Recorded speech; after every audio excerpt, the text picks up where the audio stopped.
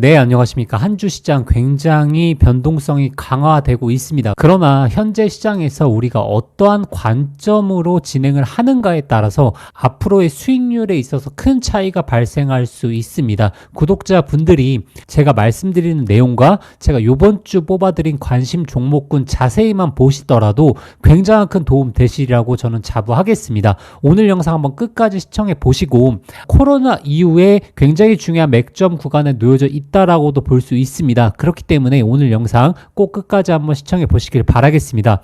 제가 시장 과매도 구간이라고 정리를 해왔죠. 지금 코스피 PBR 같은 경우에는 0.8배 이하입니다. 2001년 이후로부터 2.2%밖에 되지 않았습니다. 즉 코로나19가 왔을 때 주식시장이 엄청나게 하락을 보였죠. 그 시기에도 코스피 PBR 같은 경우에는 0.76에서 0.78 현재 구간처럼 굉장히 저평가된 구간으로 진입을 했다가 갑작스러운 반등 흐름이 나왔죠.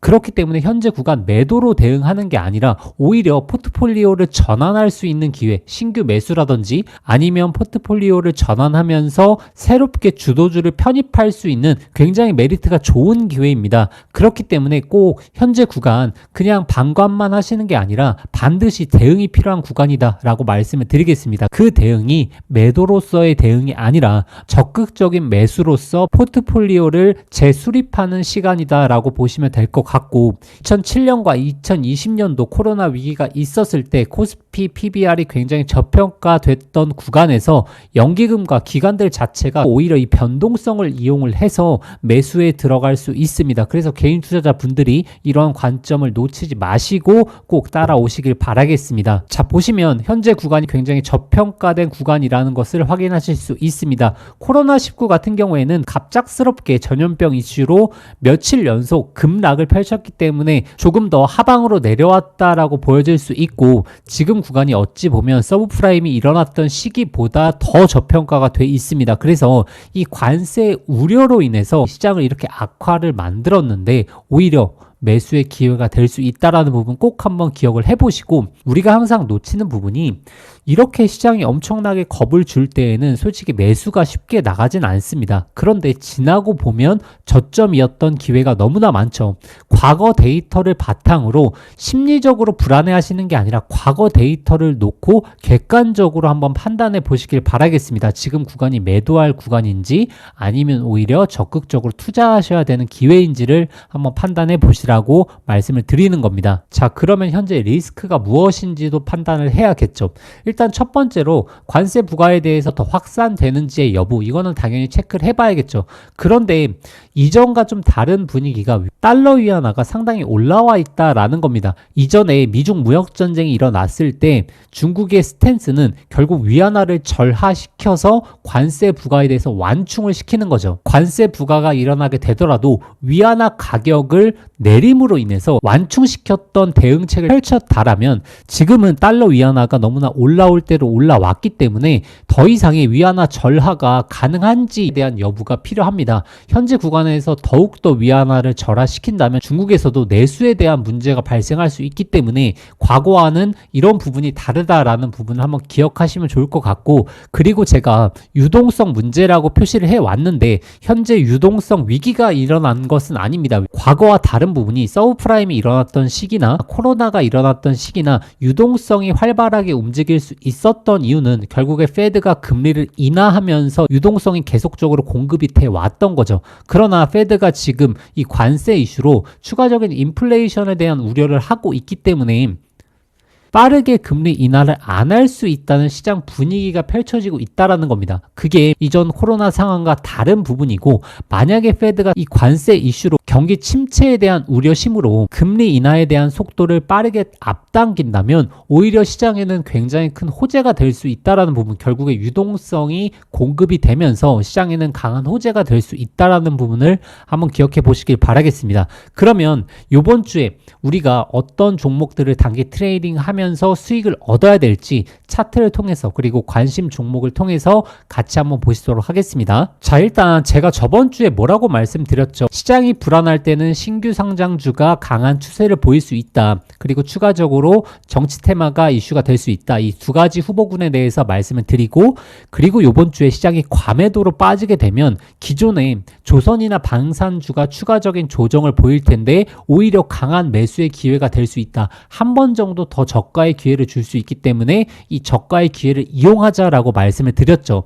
하나오션부터 하나시스템 오늘 반등 구조가 나오고 있는데 어제 시장이 악화가 되었을 때 대부분적으로 하락세가 나왔습니다. 이렇게 추가적인 하락세가 나올 때 오히려 시장 주도주에 있어서는 굉장히 큰 기회가 된다는 사실을 꼭 기억해 보시면 좋을 것 같습니다.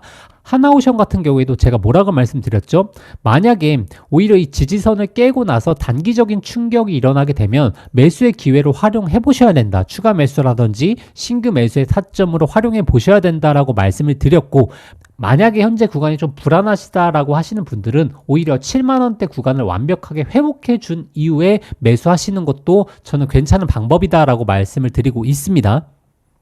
결국 시장 주도주는 실적이 나오는 섹터들에서 구성이 되고 이 실적이 꺾임으로 인해서 시장 주도주가 조정이 나오게 됩니다. 그런데 조선이나 방산 2025년도 길면 27년도까지 실적 여부가 꺾일 흐름 자체가 보이지 않습니다. 왜냐하면 조선이나 방산은 이미 이전의 수주를 바탕으로 실적을 내는 거기 때문에 현재 실적이 꺾일 만한 모멘텀이 존재를 하지 않습니다. 물론 주가가 충분히 상승을 펼치고 나서 현재 구간보다 더 올라가고 나서 앞으로의 실적들을 주가로서 반영을 하게 된다면 그때는 매도 타점이 되겠죠. 다만 현재 구간은 오히려 시장 주도주를 싸게 모을 수 있는 기회, 코스피가 저평가된 구간에서 앞으로 실적이 개선되는 주도주를 싸게 매수할 수 있는 기회라고 생각하시면 될 것 같습니다. 그러면 이런 변동성 구간에서 우리가 어떤 종목들을 단기 트레이딩 해 봐야겠죠? 제가 앞서 말씀드린 신규 상장주에 대해서 말씀을 드렸죠. 제가 주말에 딱 두 가지를 강하게 말씀을 드렸습니다. 한택이랑 미트박스죠.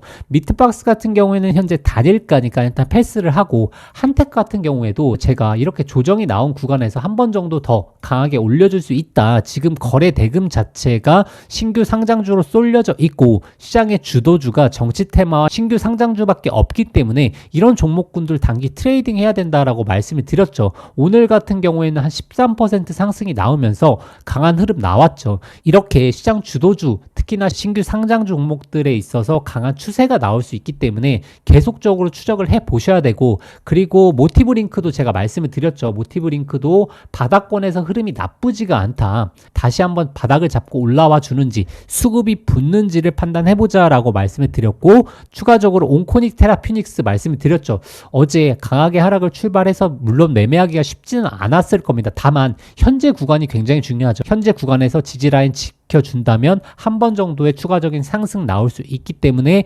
단기 트레이딩으로 계속적으로 추적해보자 라고 말씀을 드렸고, 그리고 제가 뭐라고 말씀드렸죠? 추가적으로 정치 테마주 중에서 우리가 정책주에 대해서 지속적으로 봐야 된다. 대선이 6월로 잡힐 것으로 보고 있는데 계속적으로 정책 테마주들이 이슈가 될 수 있습니다. 물론 정치 관련주에서 인맥주들이 이슈가 될 수 있겠지만 인맥주 같은 경우에는 변동성이 워낙 강하기 때문에 저는 정책주 위주로 말씀을 드렸고, 정책주 중에서 일자리라든지 그리고 지역화폐 관련된 종목들, 추가적으로 저출산 관련된 메인 3개의 종목군들을 보시라고 말씀을 드렸고, 지금 웹캡시나 유라클 같은 경우 이미 투자 경고에 들어갔기 때문에 지금 투자하시기에는 조금 부담스럽고, 그래서 꿈비라든지 아가방 컴퍼니라든지 저출산 관련된 종목들이 조정 구간이 나오는지를 판단해야 됩니다. 조정 구간이 나오고 건전하게 눌림 구조가 나오게 된다면 굉장히 단기 트레이딩 하기 메리트가 좋은 자리다라고 보시면 될 것 같고,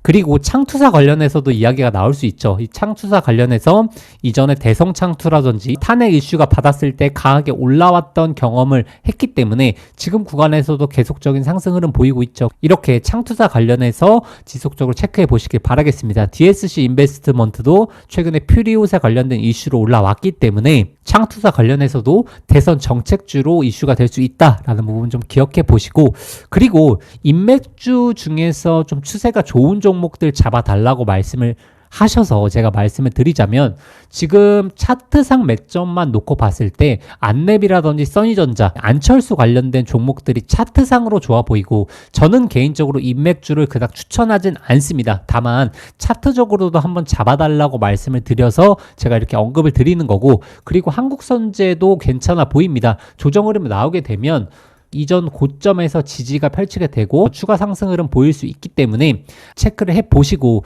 그런데 만약에 미국 증시가 저점을 찍고 강하게 반등이 나올 때 정치 테마주들은 조정 흐름을 보일 가능성이 높습니다. 현재 구간에서 꼭 정치 테마주를 매매하는 것보다 지금 충분히 눌려져 있는 반도체라든지 조선 방산 쪽에 저는 투자하시는 걸 권유드리고, 특히나 조선 방산 쪽 눌림 구조가 만약에 단기적으로 나오게 된다면 굉장히 메리트가 좋은 구간입니다. 단기적인 변동성만 수익 보시더라도 굉장히 큰 수익 볼 수 있기 때문에 꼭 주도주 눌림 한번 체크해 보시고, 만약에 시장이 계속 불안정하게 되면 신규 상장주와 정치 테마주가 이슈될 수 있다. 다만 이것을 중장기 투자하기에는 상당히 부담감이 있기 때문에 우리가 시장 주도주들 눌림 구조가 나오는 종목들 같이 보자라고 말씀을 드렸습니다. 자, 그래서 제가 시장 주도주들 잡아드리는 거 수익 계속 나시는 거 확인하실 수 있으실 겁니다. 근데 실전 매매에 적용하시기가 힘드실 수 있죠. 그래서 제가 말씀드리는 게, 저희가 자문 이벤트 무료로 진행해 드리고 있습니다. 어떠한 비용도 발생하지 않기 때문에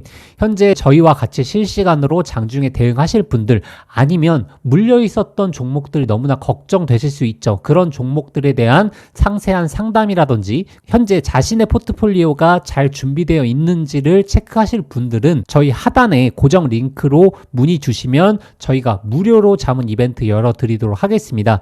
저희가 수수료 관련해서 일체 비용 받는 거 없습니다. 저희 구독자분들을 위해서 현재 시장 같이 극복해 나가자라는 의미에서 현재 시장 위기가 아니라 오히려 기회의 장세이고, 구독자분들이 단기 트레이딩을 통해서 얻어갈 수 있는 종목들도 너무나 많은 상황이죠. 시장이 전체적으로 하락세가 보이는 게 아니라 하락장에서 굉장히 상승폭이 좋은 놈들이 계속적으로 상승을 보여주고 있습니다. 그렇기 때문에 이런 종목들을 매매를 하셔야 되는데 실제 혼자서 매매하시 굉장히 힘드시다 보니까 저희가 자문 이벤트 무료로 열어드리는 거기 때문에 꼭 이벤트 참여하셔서 구독자분들에게 득이 되면 득이 됐지 절대 실이 되지 않으니까 꼭 한번 참여해 보시길 바라겠습니다. 자, 그러면 실시간 자문방에서 뵙도록 하겠습니다. 감사합니다.